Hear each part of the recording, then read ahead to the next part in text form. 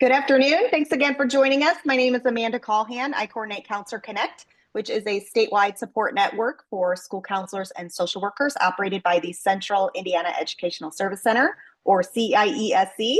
I am excited to be joined by two people today from IPS, and I will briefly introduce them and then they can share more about themselves if they'd like, but they will be talking a little bit today about partnerships to provide quality career discovery meetings.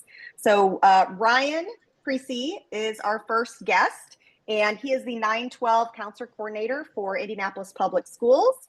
And we are also joined by Angela Henry. She is the Employment Engagement Manager with Indianapolis Public Schools. So thank you both again for joining us today. We appreciate your time. And the slide deck I will be linking here into the chat here in just a second. On slide 2 here, where you see the presenter faces, that is where you can actually click into the slide link to go to their content that they will be sharing during today's session. So thanks again for joining us. And Ryan, I will go ahead and hand it off to you. Great, thank you. Let me pull up our slides and we'll begin. So as Amanda said, we are both from IPS. We work on the post-secondary readiness team for IPS, and just a little bit about Angela Henry. Anne, do you want to say a little bit about yourself? Sure, I can. I have been in higher ed for over 25 years. I'm excited to be on the IPS team, on the PSR team. I have also been like I said, I've been in the education field for over 25 years, but in higher ed, 20 of those years, and with public schools for 5 years. And so I have my master's degree in adult and community education from Ball State. My undergrad is from Indiana University. I am a member of the Black Diaspora group here for IPS, which helps us to continue to be involved and helps us with leadership positions here. I am involved with the Association for Career and Technical Education, where I can go and grow in my position. And I am a proud member of Alpha Kappa Alpha Sorority, which I am very active in that as well. So that's just a little bit about me. Yeah, hi everybody. My name is Ryan Preci. I'm the high school counseling coordinator for IPS, or the Indianapolis Public Schools. I've been in education for a little over 18 years now. Started off as a music educator, went back, got my degree in school counseling, and then have been a school counselor ever since. I worked in Southern Indiana for several years before making my way up to Indianapolis. So I also serve as the board chair for the board of directors for ISCA, so the Indiana School Counselor Association. I am a Carrying the Torch reviewer, and I also teach a class at Marian University. So that's just a little bit about myself. Awesome. And I think that's going to be all righty. So let's talk a little bit about what the session objectives are going to be. And we're hoping that when we're done with this call, that you all will understand Indiana CDM requirement, which was new for all of us this year. Learn how IPS has embedded CDMs into their future centers.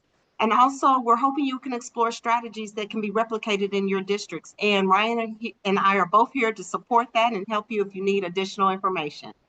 Yeah.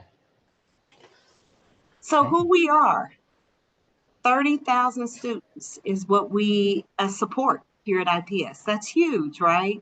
And as you can see right there, our racial diversity is right here, what our breakdown looks like. We have 80 schools. I support 4 of the high schools, Ryan and I. That is where our main focus is in post-secondary ed. But as you can see, we're a huge corporation. Our student groups, that is what you can see what they look like, and then also what our students look like. What we offer at our high schools, we have traditional, Montessori, STEM, international, our baccalaureate, and our dual language and high ability. And as you can see on the map, where we're located. Yep, of course. Yeah. Yes. Who we are. Who are we? So we are what is called our Future Center. So Ryan and I, even though we support different things, we are now one big entity, which is the Future Center. Our Future Center consists of our post-secondary readiness counselors. It consists of our work-based learning coordinators, who I work very closely with, are the work-based learning coordinators, our college specialists, our writing center specialists, and our graduation coaches. And one of the things is we wanted to put us all in one thing because we see a lot of our work overlaps. And so it's good for us to all be on one team and we can all work together to make things happen. So we're now called the Future Center. Yeah. I can go into a little bit of each of the roles. So we have our post-secondary readiness counselors. They mainly work with our 9 through 11 students on creating that college going or college ready culture within our schools.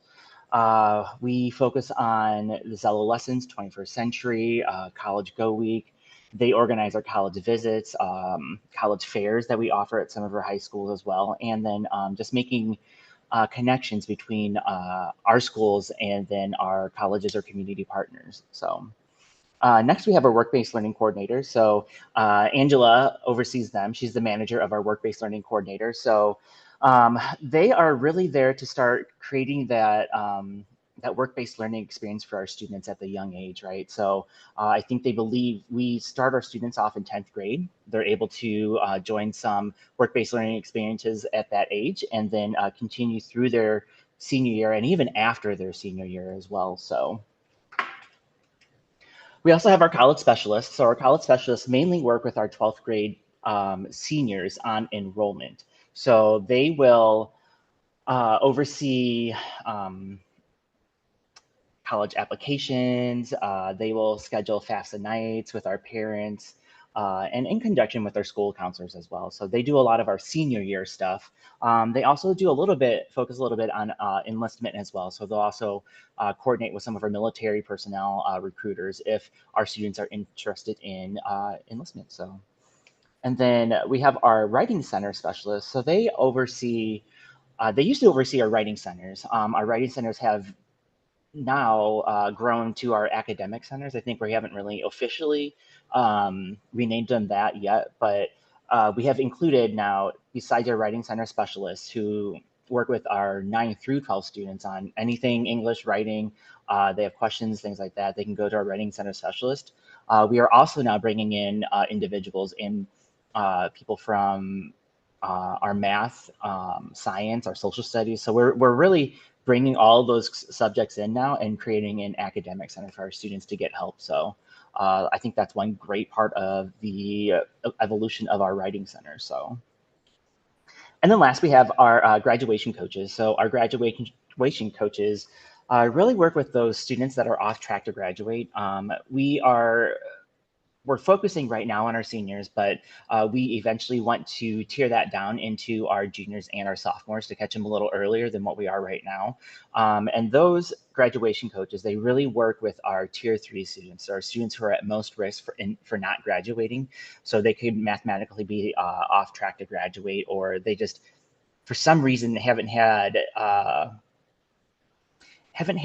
the support that they needed to graduate. So we really rely and lean into our graduation coaches for that support within our future center. So if you take a look at this model right here, this kind of really gives an overview of how each of the roles work within the Future Center. I won't go over all of the roles here, but I mean, we really want to work a lot at that tier 1 level for our school counselors, because they're also part of our Future Centers, right? So our tier 1, our school counselors really lean into that. Our PSR counselors will lean into our Zello lessons for all of our students and whatnot. Our tier 2 students and tier 3, that's where a lot of our Future Center staff really start taking action and helping our students out. So, I mean, you can take a look at there, and I think we're providing a lot of services for our students that we have in IPS, and we're very fortunate to do that. So we're really excited to see how we can continue to grow our Future Center model in the coming years. So.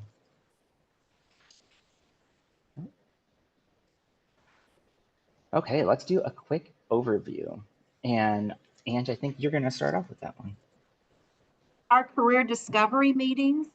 So when you think about the career discovery meetings, which I'll shorten it today and call them CDMs, they're required for targeted students. So the targeted students are our juniors and our seniors. They are required to do that by the state. They are 30-minute in-person meetings. So getting partners and getting the students all there is important to make sure that that happens. And what we want to make sure is their career and education alignment for those CDMs. And of course, it supports the statewide workforce goals. And we work very closely with our junior achievement partners to make sure that that happens. Yeah. Oh, there we go. Okay. So the outcomes for the career exploration is, what do we want to see from that? What do we want to happen when that happens? We want to make sure our students are exploring career paths based on interest groups. So we are inviting the partners to come in. They are from everything. They are all the way from automotive to attorneys that come in. We have health and science people come in. There's just a lot of variety of partners that actually come in. And then our students are able to sometimes choose which section they want to go to, so that they can learn more about those careers that they have interest in. So what are the outcomes? The key skills, we want to make sure that our students, that they know what the skills are that they need, personal preferences, where they want to go, and they can go to different settings, but they're only required to go to 30 minutes. I did have a student last year who asked me if they were able to go to another table for another 30-minute session. And because we had time, we were like, sure. So we do want to make sure the students do get to go to their personal preference. And that's where I said, because we have so many different partners, we have it categorized. JA actually has signs. And so it'll be like your automotive services, your health and sciences. So the students can actually select the area they want to go in. And then just to make sure that the core values are met there as well. So what does this do for our students? Of course, it gives them the growth that they need. And we're empowering our students because, one, we want to make sure that they have a goal in mind. What are you doing after you graduate from high school? So start thinking about that. And then the growth, how do you get there? And then the morals, what does it take to do this? And what should you do? And then we're putting the power in their hands, right? Because we're giving them the information that they need to be able to develop and get into these positions. And then we're giving them access to it. So what we found in some of our CDM meetings is that they made connections. So some of our students may not want to go to college, so they had access to make some connections with some of the partners there. And then it was also a learning environment. And then we empowered them to have some positive thinking. You can do whatever you want to do. You can be whatever you want to be. So if maybe this isn't what you want to do, and so how you can get there. So we shared all of that with them, which then we put it on them to give them that empowerment. So the talent pipeline, we want to make sure we're offering the employers a valuable opportunity to build their future talent pipeline, right? So every time we bring in a partner, not only does it help us for them to get work-based learning experience and to learn about different careers, but it's building their talent pipeline. And we heard that from so many people. We get so many calls saying, hey, we want to work with you guys because we don't have anyone that is interested in doing being an electrician anymore. What can you do to help us and support us? So we invite them to come to our CDM meetings, and then we have them sit down with our students so that our students can learn about what does it take to be an electrician. And you know what our students care about is how much money does it make, right? So I say that to say they're truly interested in that. And so that makes a big difference. And so we like that they get to be offered that, but then it also grows for their talent pipeline. So it's a win for us, and it's also a win for our partners. Yeah, so we're going to take a minute now to switch gears, and we're going to talk about how we plan and then taking that plan and putting it into practice, how we really get the work done for our students. So we're going to start off a little bit with our college exploration because, you can meet your CDMs not only through career or like work-based learning or like employer partnerships. You can also meet that CDM through college exploration, right? So how do we implement that here at IPS? So we do it in a couple different ways. We have our Future Center work with our PSR counselor. So they're really working on those experiences for our students.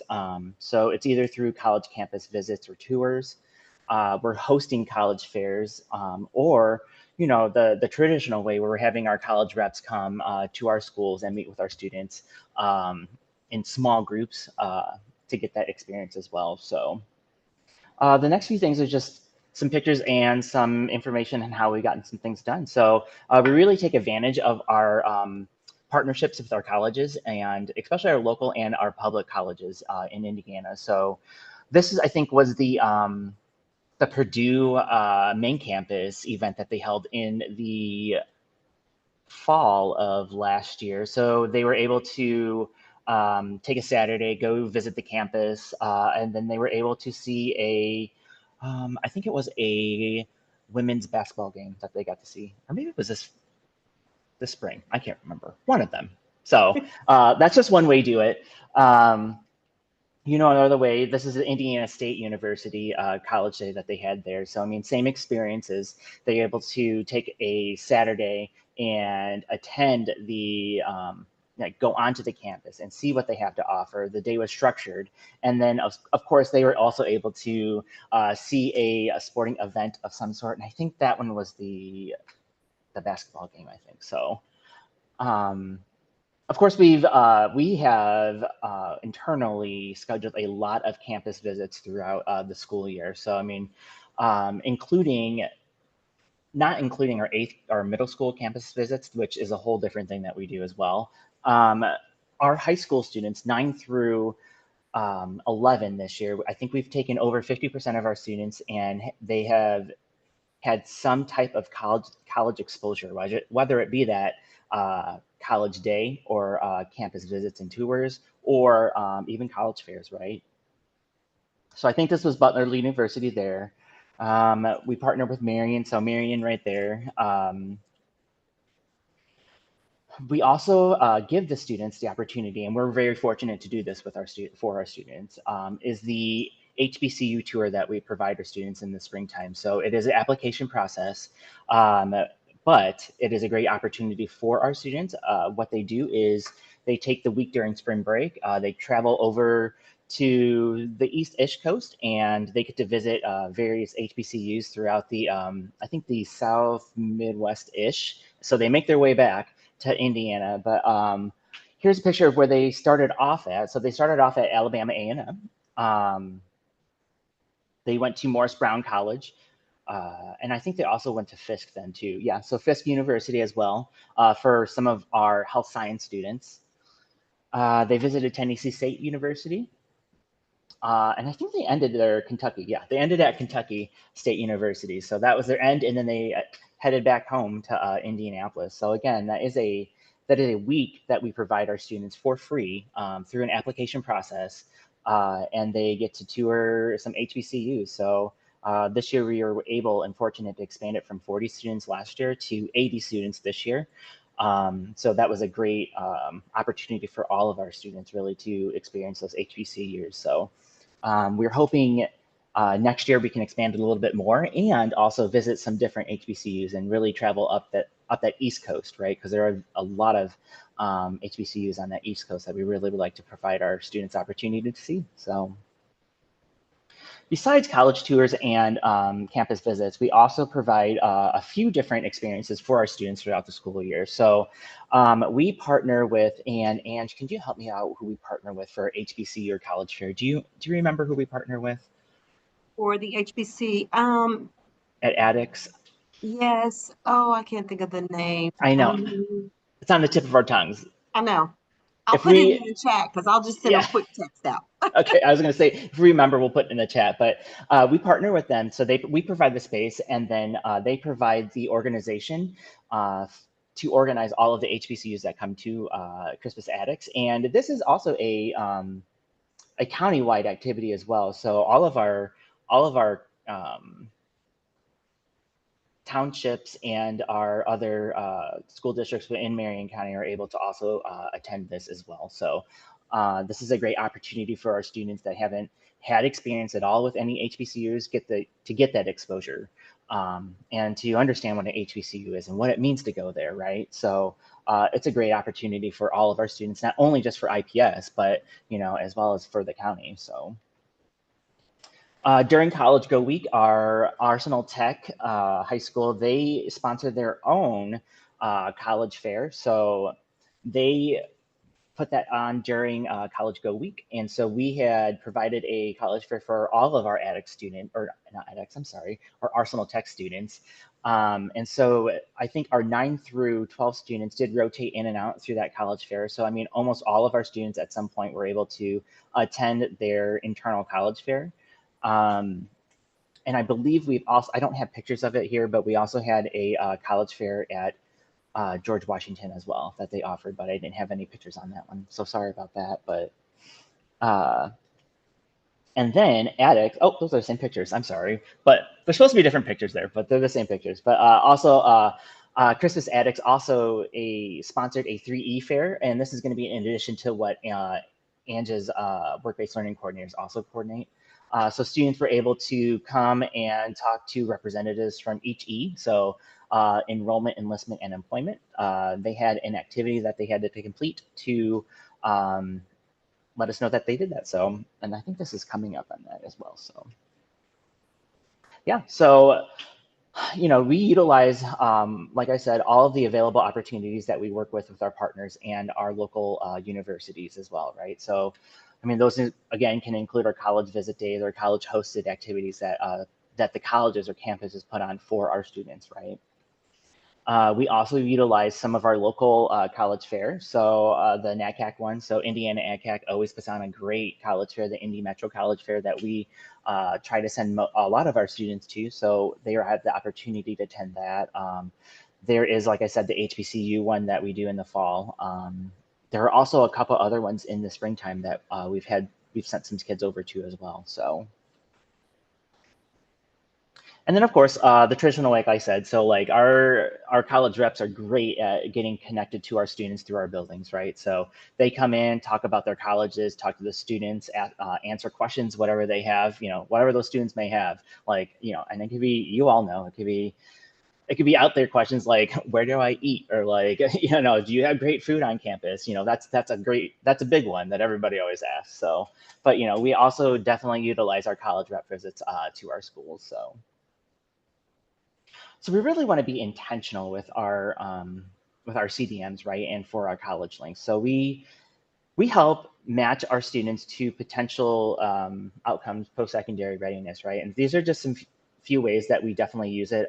So we use Zello. So we have the students take the Career Explorer, save the careers, what they're ever interested in. And then when they go to those college fairs or they attend a college tour or, they're talking to those college reps, they can say like, hey, I am interested in this field and this career. And they have a little bit of information on what they want to do. So then they can ask those in-depth questions to their college reps, right? Or whoever they are visiting or whatever they're doing at that time. So we really try to connect our college and career platform to actual outcomes for our students. So we have a pre-activity that we make our students complete. And so we have revised this, but they do a pre-survey before they attend a college visit or a college fair. So, I mean, just some of the questions on there are, what are your career goals? Where and what are you attending the college visit? As well as the belief statements, right? So we really want our students to reflect on their experience prior to and then after their experience, right? So we have these belief statements up there, and they just they grade it on a Likert scale from strongly disagree to strongly agree.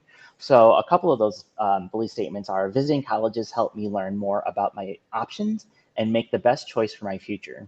Or we have other ones that say every student should have the chance to go to college no matter their background or situation, right? So we really want to shift those mindsets for our students from I can't attend college to this is a possibility for us, right? So we really want to see those shifts in those beliefs or that those mindsets, right? So that's why we really try to make our surveys intentional for our students.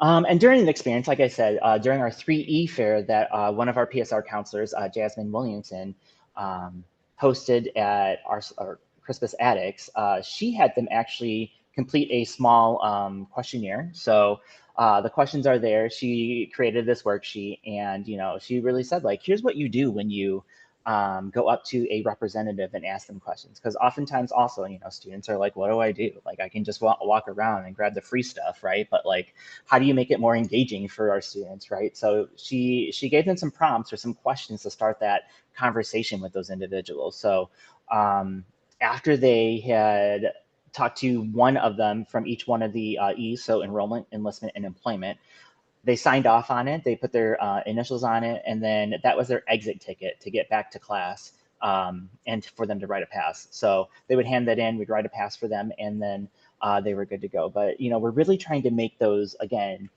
experiences intentional for our students, so they're just not, we're not checking a box off, right? And like I said, for post-college visits or fairs, we did our post reflection, which includes many of the same belief statements that we had for our pre-survey. So I'm going to turn it over to Ange, and she can talk about her side of things. Alrighty. So we're going to flip over to the CDM implementation for the Future Center and what our work-based learning coordinators do.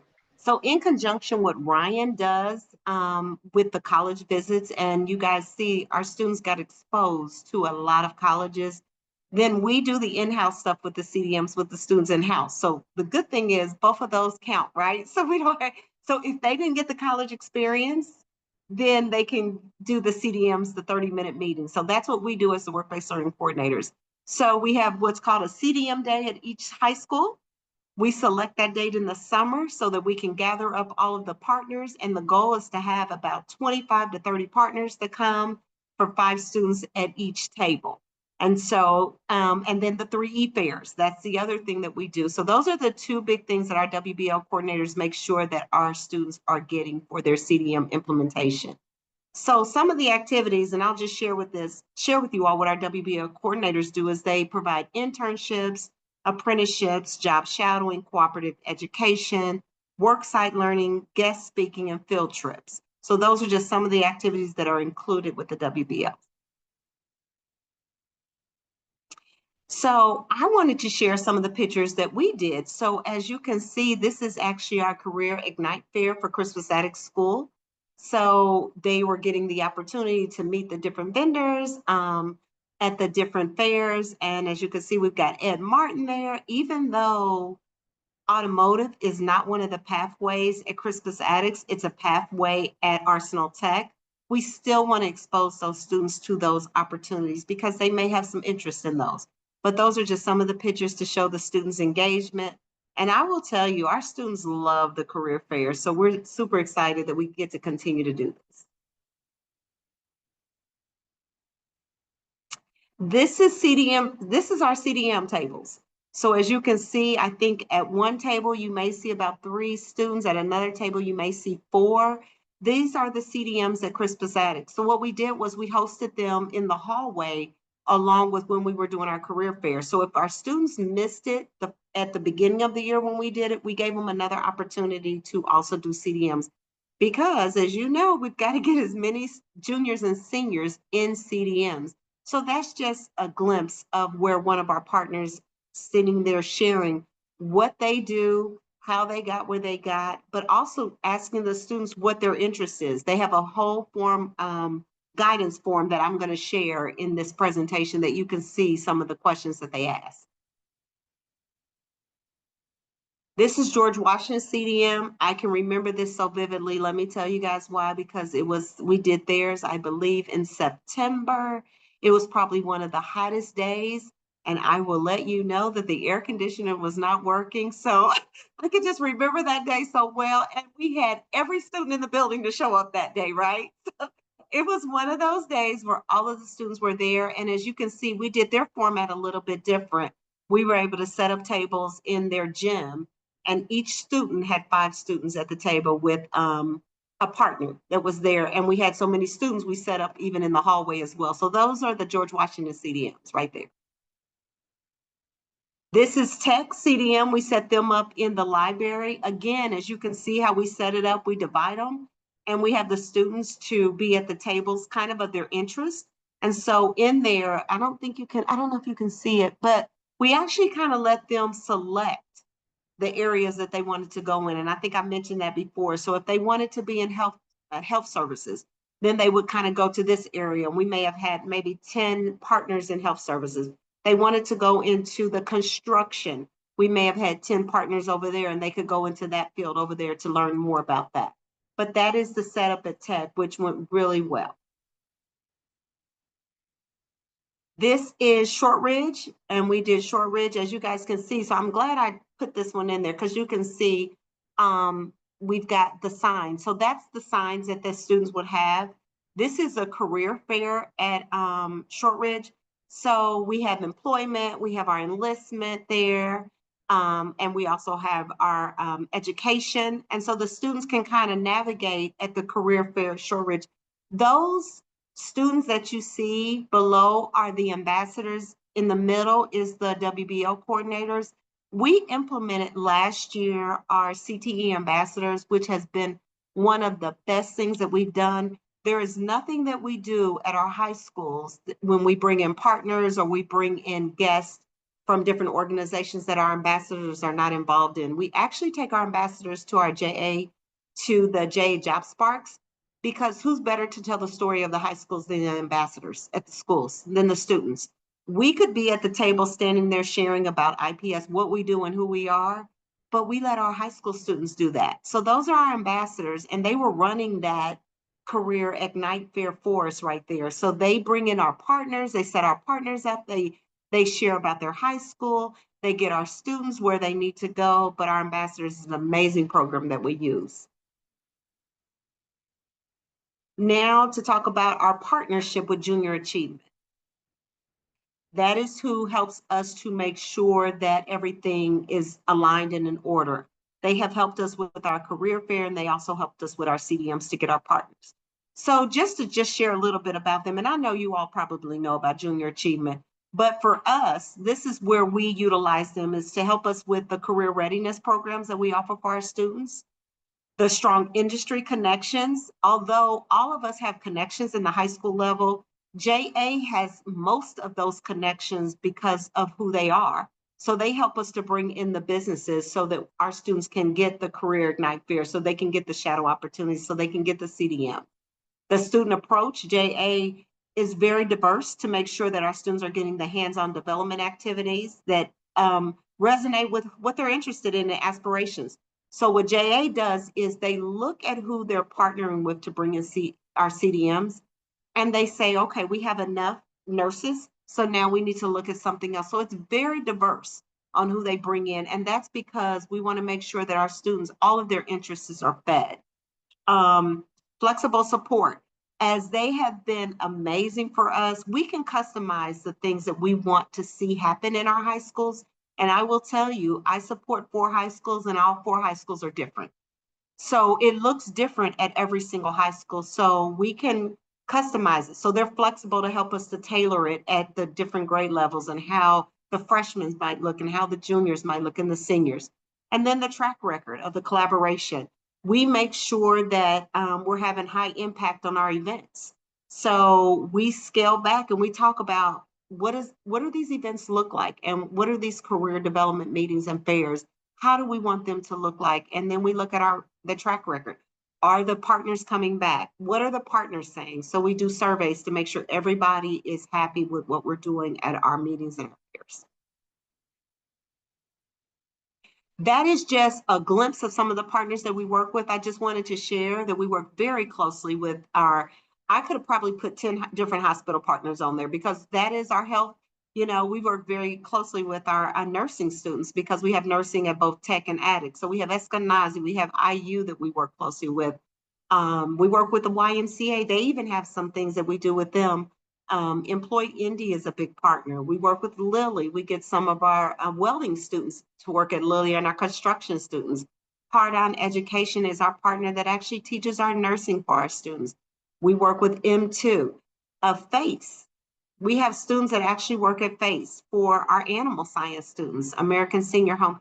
And this year, I'm super excited. We get to work with Heartland Film. This is our first year that Heartland Film, we actually have entered in the competition for Shortridge.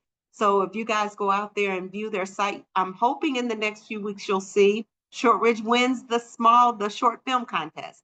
But those are just a few of the partners, and I tried to gather a partner from every single school that we work with. When we work very closely with Cummings and our automotive services. So just a glimpse of who we work with. So we collaborate. So when we talk about organizing our CDMs, what does that look like in the school? So for us, it looks like we have to be very close with our school counselors, our administration, our teachers, because what's a CDM without the students in the room, right? So our school counselors have to make sure these students are on track to graduate. They have to tell us who these students are. We make sure our administration knows what is the best day to get the students in the gym or in the hallway or wherever we decide to do it. And then we've got to make sure our teachers know to get those students down there for these CDMs and for these career ignite fairs. You'd be surprised. I did a career fair at Tech last week. We had several teachers who didn't send their students because they forgot.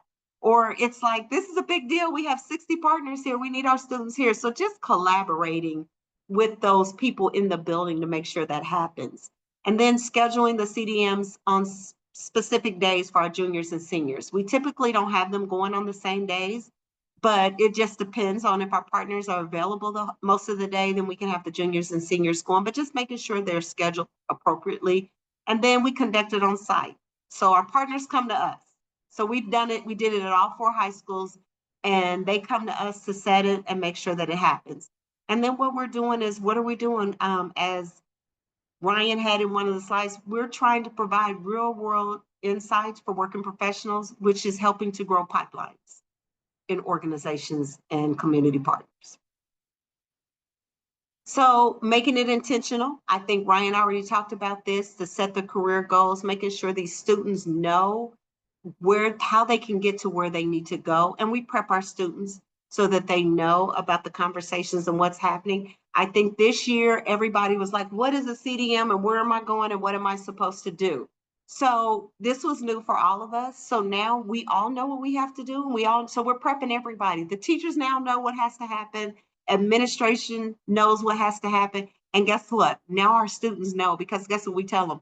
You can't graduate unless we put this in your scholar track. That's what we tell them. Now, of course, might be some exceptions if something happens, but now they're on board with it. So they understand this piece. So what do they get during this experience? We want to make sure that the students are in the stations. And the reason why it's only 5 students, because we want to hear their voices. We want the students to be able to share we want to hear their questions. We want them to talk to us. We want them to engage. We want to explore conversations, and we want to make sure it is a conversation. We don't want it to be a boring 30-minute talking head, like what Ryan and I have to do today, right? So you just hear from Ryan and I, but we don't want that to happen in CDL. So we want the students to be engaged and the partners to be engaged. So we want it to be both ways. So Ryan, if you would just click on the Junior Achievement Volunteer Guide. So I wanted you all to be able to see this, what that looks like, so that you can see what they use when they're doing that. And so I'm not going to read it to you, but please take some time to look at that. It's creating some opening conversations with students.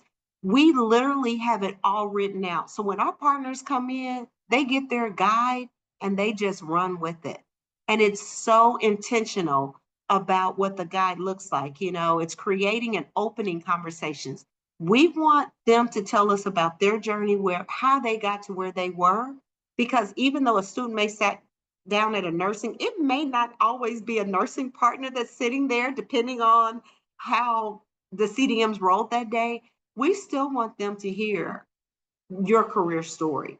So we used to do career days at our high school, and we kind of went away from that since we're doing CDMs, but it's sharing the story, right, of how they got where they are, and the in-demand jobs. They want to know, what are people looking for now? And they want to know what the salary is, right? All the students want to know, how much am I going to get paid? So, and what's in high demand. So the nice thing is we have all of that information when they're sitting at the table with us. What does that look like? Do I have to go to college? And what does a day look like? Do I have to work 8 hours? Can I work from home? So we're able to share all of that. And then we have our closing conversation.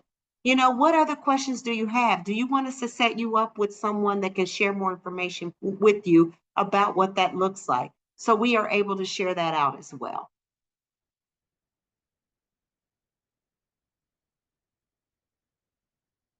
All righty, so the reflection. What we do is we have a students reflect. Tell us what did you learn from CDMs? What does that mean to you? Give us a summary. And were you influenced? Does this help you at all with your future plans? Is this a good thing? We want to hear that. Their exit ticket to get out is they've got to complete like a half sheet of paper for us. guess what? If they don't complete that, then they're going to sit in the library for the rest of the day. No, we're going to let them leave. However, we're going to make sure that they do an exit ticket. We want to hear about their experience so that we can improve it next year. We can revise what we need to do. And also so they can revise their goals. Maybe they decide next year, if they're a junior, I'm not going to sit in the automotive space. I'm going to go and sit in the healthcare. I'm more interested in that. I want to learn more about that. But they get an exit ticket, and then they fill that out, and then we get that exit ticket, and then we're able to enter that information in ScholarTrack. And as you can see, this is what we do when they leave. We do it the same day so we don't forget about it and that it gets done, and so that we can pull reports to see who's done it and who hasn't. So I had asked Ryan if he would just share, when we go into ScholarTrack, we go into discovery meetings, and then we're able to pull up our school.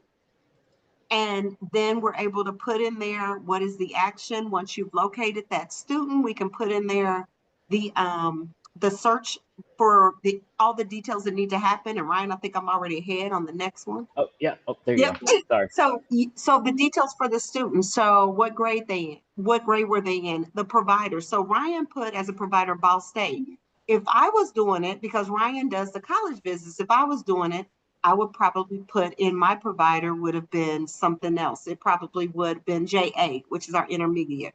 And then I would have put the date in there. And then because this one was for college, so I would have put in there what they were interested in their post-secondary plan.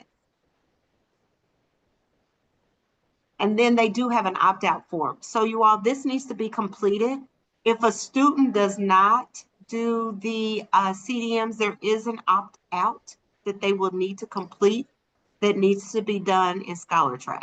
So just remember, if the student does not do it, then there is some opt-out information that you can complete for that. All right. All righty. So lessons learned. So for us, some of the lessons learned, our students receive insight to real world careers, right? So they get to hear about what people are doing every day, understanding the pathway to career success.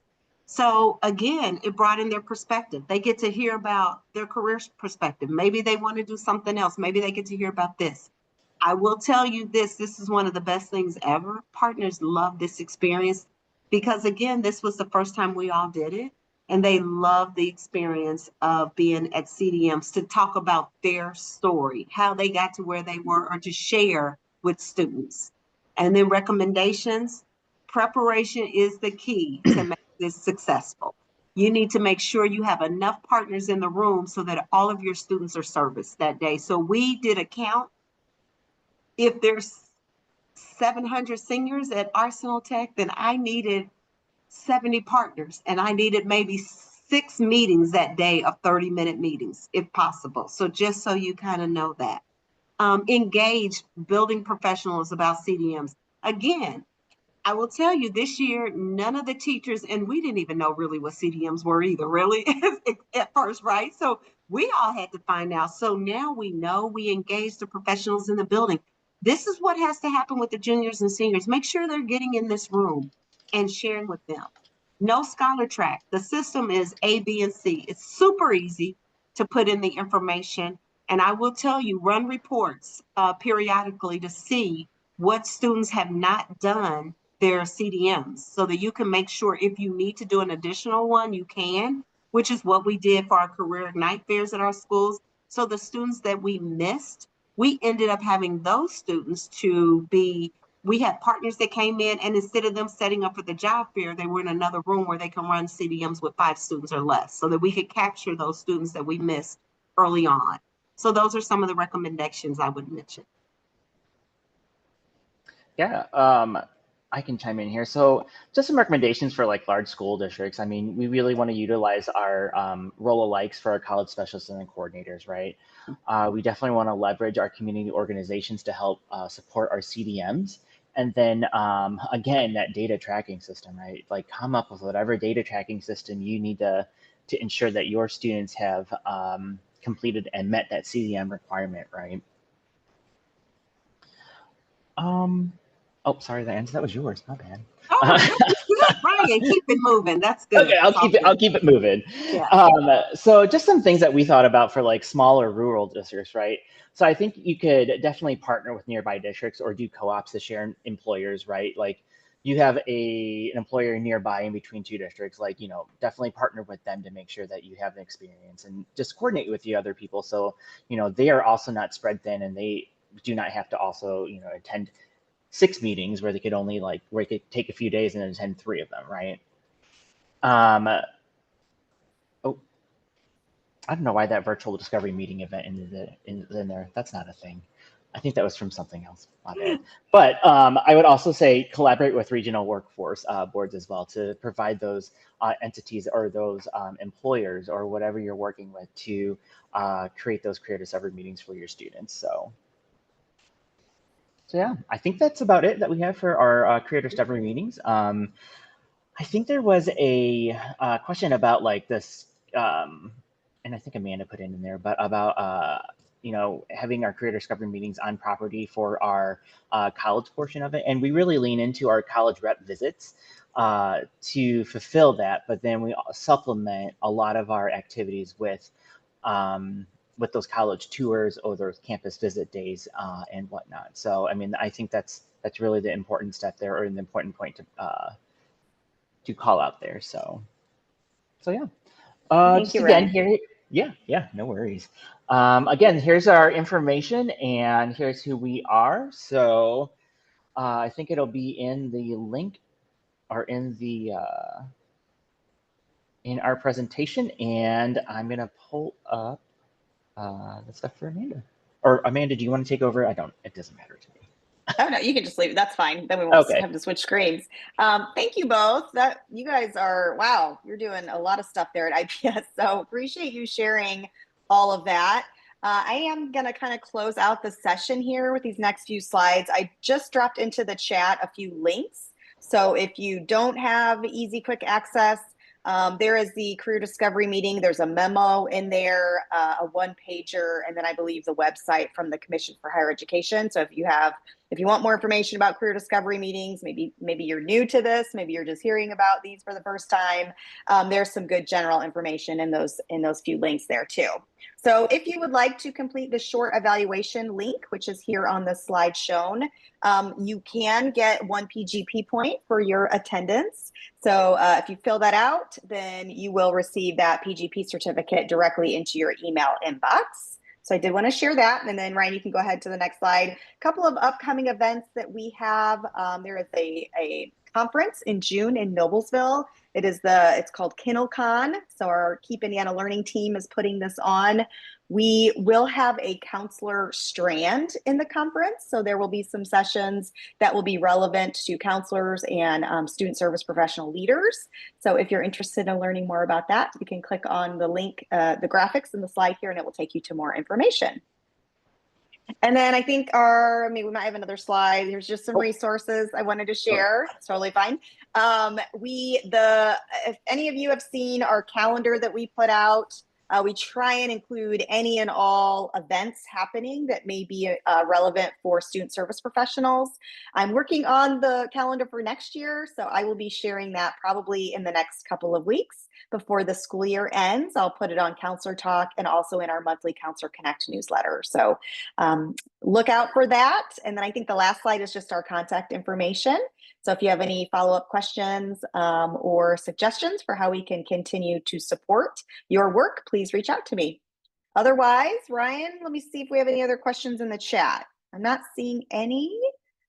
So if we don't have any other questions, I want to thank both of our presenters again. Ryan and Angela, thanks again for being with us. And everybody have a great rest of your day and a wonderful end to your school year. Thank you. Thank you, Thanks, everyone. Bye-bye. Take care. Bye-bye.